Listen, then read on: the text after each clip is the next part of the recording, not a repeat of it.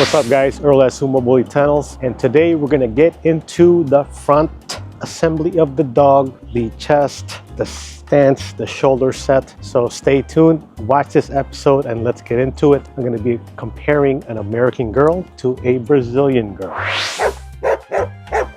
So happy Easter for those of you guys who celebrate. If you're new here, welcome. Our channel is about XL bullies, everything in between of breeding, having them, training them, petting them, feeding them, nutrition. You guys have been with us. Thank you so much for the support. We drive ourselves on continuing to create quality content for you guys, useful information as a pet owner or as a breeder. Okay. So without further ado, what are we talking about here? We're talking about the shoulder set, right? So talking about where the shoulder sits on the dog, the chest spread. So when you look at the standard, you're going to see that H frame on a bully. You know, we're all suckers for that big head and big spread. I don't have boys on the yard right now, but I'm going to show you on girls, and I'm going to show you the difference of the substance, breed type, and what I look for, what I pay attention to specifically with the girls that I have here. With that said, I'm going to start with my American girl, Champion Snickers, aka Poodle. She is very clean, very correct. Cat feet up front, tabletop line, beautiful. But today we're only going to talk about the chest and the spread up front. So give me 1 second and let me get her for you. Okay guys, so this is Poodle, Champion Snickers, aka Poodle. This is what I'm talking about here. Chest set right here in the shoulders. She has really clean feet. I'll stand her up for you real quick. That's what we're looking at right now. Poodle, right here. So she has nice H frame. However, in my opinion, she doesn't have like the shoulder pads, like the football player shoulder pads I'm looking for. And that's very common with females, guys, right? The males are more exaggerated. So if I pick up her neck, you see this right here. She's got good muscle on her, good expression. Now, mind you, that Poodle is roughly 23 months right now. She's almost 24 months. So you're gonna get one more pop out of her when she hits about 3.5 years. You're gonna see a more mature female, right? She is roughly about 110 pounds. And I'm gonna show you Kiko. Thankfully, you walk right up. So now to be fair, this dog is only 8 months old. So you're gonna see the depth of the chest. The shoulders, this is what I'm talking about, guys, those shoulders, right? Come here, Kiko. You really see the shoulders on this girl. Right there. And she is 8 months, guys. This is a girl we're gonna end up taking to show. Probably starting about 13, 14 months. We'll see how well developed she is. And roughly right now, she's about a little over 90 pounds. But this is what I'm trying to show right here. Look at that chest spread, right? Look at those shoulders. That's what we're trying to show there is, and this girl is our production. This is off Mr. Clausen for tuna.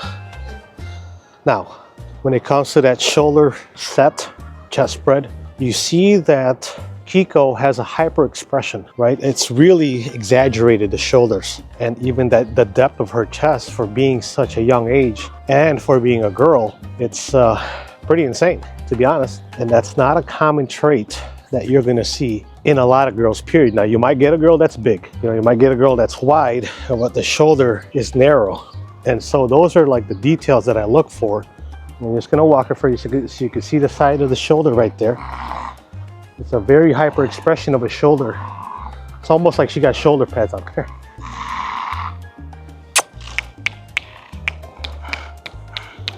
Right there, you see that right there? Like she has a knot in her shoulders. Stand up for me, sweetheart, come on. Walk for me. No, that's not walking. That's not walking. Oh my God. Oh, please. Come on. I'm gonna walk to you so you can see the shoulder set.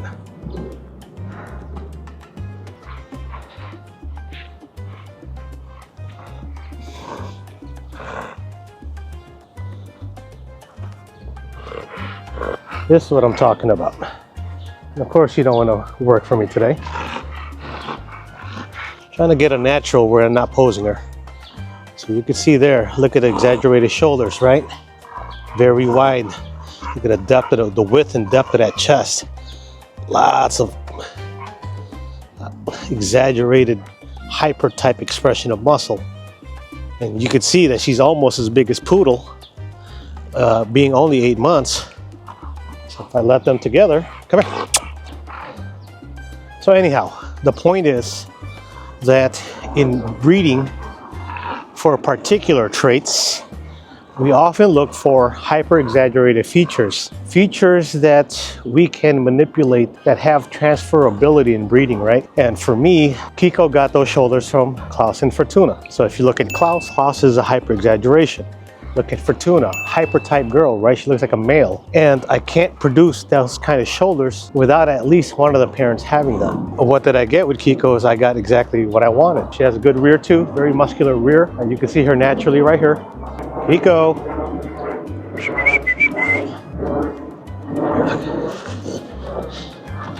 There it is. And you could see she's almost as big as Poodle at 8 months with hyper exaggerated shoulders. And that's what I mean, guys. Picking traits particular of a dog that you see. Sometimes you see a dog and it's not the end product, right? Sometimes you see a dog, a male or female, that you like a feature on them and you want to say, okay, can I get those shoulders? Can I get that rear? Can I get that top line? Whatever it is you're chasing. In this case, we're talking about shoulders. Can I breed 2 dogs and produce shoulders, right? Well, the answer, hypothetically, before I did the breeding, was can I? Now, after the breeding, and I have an 8-month-old girl, the answer is yes.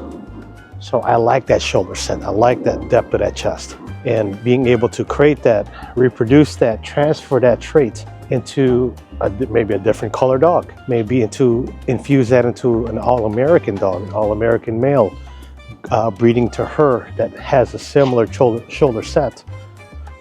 Can I, 1, replicate it, but 2, can I exaggerate the feature, right? Those are our challenges as a breeder. That's what I geek out over. That's what I like really center the program on, is not just breeding dogs for pedigrees, right, or color. Oh, I can produce a tri. Well, yeah, if you take a tri dog and a tri dog, you're gonna get tri dogs. Not just, oh, well, this is 5 times Godzilla, and this is 5 times King Kong, and I'm gonna mix them together, right? Question is, every breeding should advance your program, and therefore, your product out of 2 pairings should be better than either one of the parents. So, equal to, okay, you did okay. It's equal to the parents, the quality. If it's better than both parents, then you had an outstanding pairing, right? That was successful breeding as a breeder. Now, what happens when you breed 2 dogs and the puppies are not equal to, less than what the parents look like? Then I would say that's an unsuccessful breed pairing, right? So we're not guaranteed an outcome. What we have is probabilities. And our job is to pick the things we like and try to put together pairings so that we can determine the outcome and get what we want using the genetic material that's available to us. So with that said, guys, today was only shoulders, and I wanted to give you an insight of mindset when it comes to breedings, of how we do things here and how I plan our breedings. Earl at Sumo Bully Kennels, guys. Happy Easter if you celebrate, and I'll catch you on the next one.